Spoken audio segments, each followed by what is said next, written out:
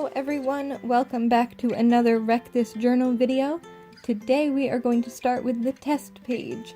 As you can see, I got some ink on it from the page on the other side, so I wanted to cover that up.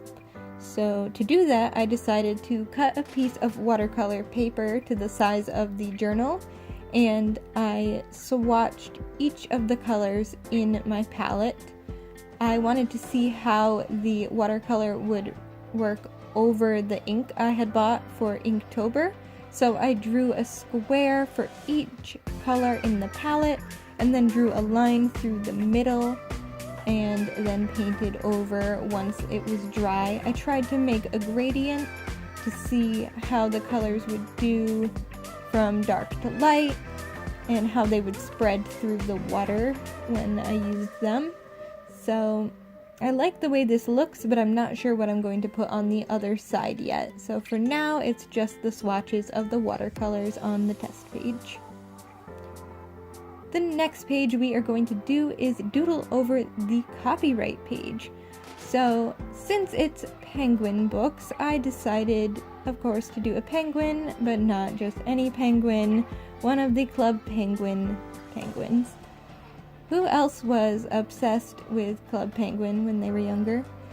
I am so sad that Club Penguin is no longer a thing, it's no longer around. Kids these days will not understand what it was like to have a Club Penguin account. Fun fact, Club Penguin is where my username actually originated. Club Penguin was the first place that I used R100Red as a username. So that's a fun little fact.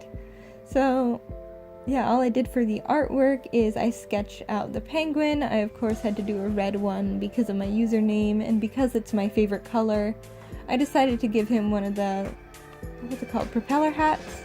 Yeah, I decided to give him one of the propeller hats, and I am just using acrylic paint to color him in. I had to do several layers, so I did not show that on camera. And I decided to just leave the background white for now. I might go back and add something like the lighthouse in the background, or maybe some puffles. I always liked collecting the puffles as pets. They were so cute and fluffy and adorable. I used to collect the Club Penguin trading cards, so I still have a ton of those, the Card-Jitsu ones. I don't know what else to say about Club Penguin. I feel like I've said penguin too many times.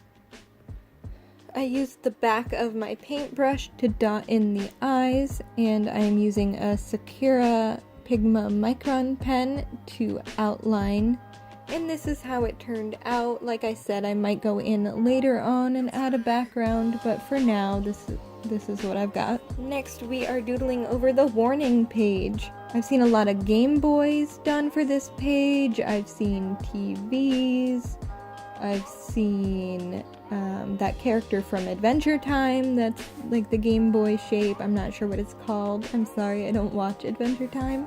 I wanted to do something a little bit different than that, even though I love Game Boys, I love Nintendo. So sticking with the Nintendo kind of concept, but a little bit different, I decided to do a Pokemon card. Not just any Pokemon card, a reverse holographic Charmander Pokemon card, because Charmander is my favorite Pokemon. So at first I decided to go in and paint the orange for the card itself before I decided to add the glitter.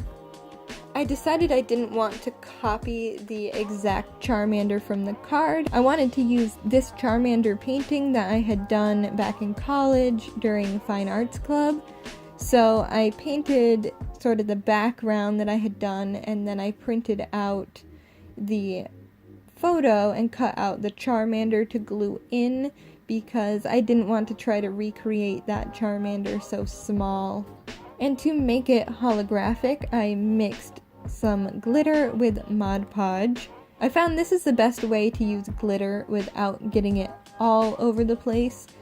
You still get the occasional piece here and there, but it's much more contained. It's not going to be falling off the page all the time. And I did, I think, 2 layers of that. And this is how it looks at the moment. And on the back, I plan on making it look like the back of a Pokemon card as well. Just haven't gotten a chance to do that yet.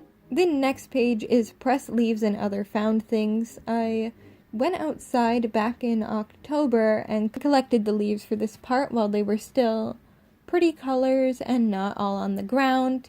Once I collected them, I pressed them. They did not all fit in the Wreck This Journal book because I collected way too many leaves. So I put them in my Tiffio's book, The Fault in Our Stars by John Green, and then I let them sit underneath all of my John Green books. I have an embarrassing amount of The Fault in Our Stars books. It's my favorite book, what can I say? I didn't want to just use the leaves for the Press Leaves and Other Found Things Here page. I wanted to use them for document time passing. So, all the ones I had gathered from that bush, I wanted to make a circle starting with green, then going to yellow and into the red colors, because I thought that would kind of show the progression of the leaves changing and time passing. See where I'm going with that? So once they were fully dry, I think they had been pressing for about a month by the time I started doing this, I laid them out in the circle the way I wanted, and then I used Mod Podge to attach them to the page. I also plan on using Mod Podge to seal them into the page. The Mod Podge doesn't seem to be making them change color or react in any way.